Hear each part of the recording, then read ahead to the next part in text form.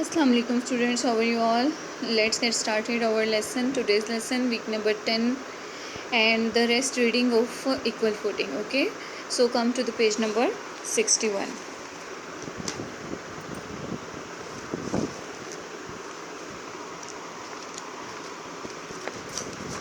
It is about a weak disabled or sick child who was trying to achieve his goals and who was trying to achieve his health again.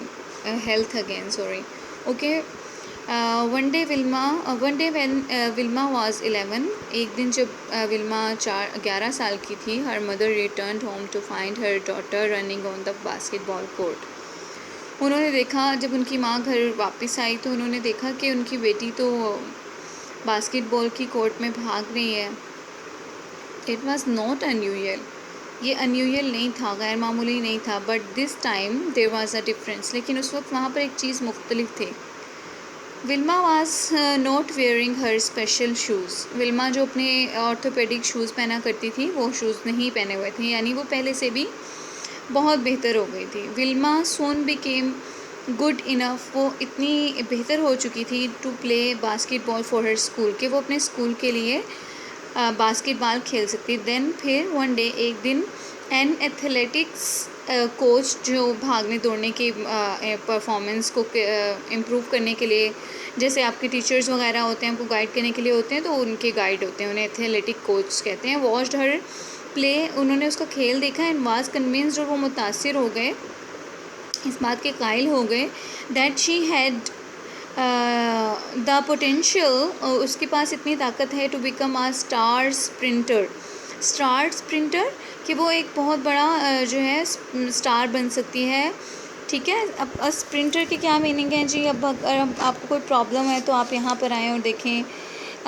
N athlete who run short race like the 100. ठीक है, यानी कि बहुत ही sharp runner.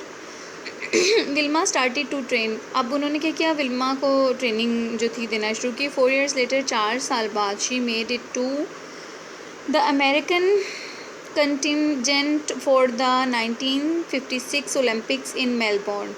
अब उन्होंने क्या किया, 1956 में मेलबोर्न के ओलंपिक्स में उन्होंने खेल में हिस्सा लिया. अब इसका क्या मीनिंग है जी? आप ये देखें, टीम है यहाँ पर, ठीक है ना, कंटिजेंट्स टीम. उसकी टीम में, अमेरिकन टीम में हिस्सा लिया. और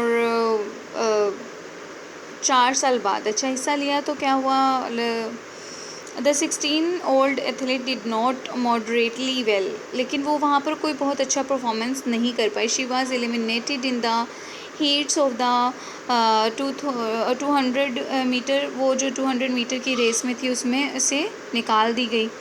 ठीक है. बट मोना ब्रॉन्ज, लेकिन उसने कांसी का एज अ तमगा जीता, as a member of the 4 × 100 relay team. लेकिन उसमें तो वो निकाल दी गई थी, लेकिन उन्होंने अपनी जो टीम थी उसमें 4x100 मीटर जो रिले रेस थी उसमें कांसी का तमगा जीता. बट 4 years लेटर, लेकिन 4 साल बाद, एट द रोम ओलंपिक्स, अपने रोम ओलंपिक्स में विल्मा वाजा सुपरस्टार. विल्मा सुपरस्टार बन चुकी थी. हर मेडल्स प्रूव्ड इट, उसके तमगों ने ये साबित कर दिया था कि वो सुपरस्टार है.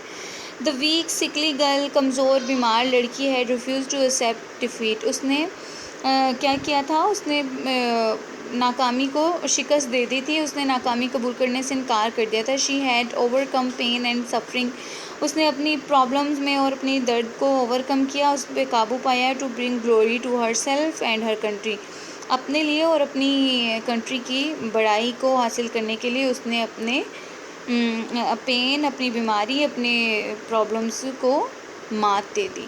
ठीक है. तो इससे हम क्या सबक हासिल करते हैं? We should also try always and always. Okay, don't lose your hope, just try again and again. Don't make lame excuses that you are like this, you are like that. No, you can do if you want to do. Okay, so beta, stay blessed and learn your lesson timely, learn all the difficult word meanings and write it on your rough notebook. Stay blessed.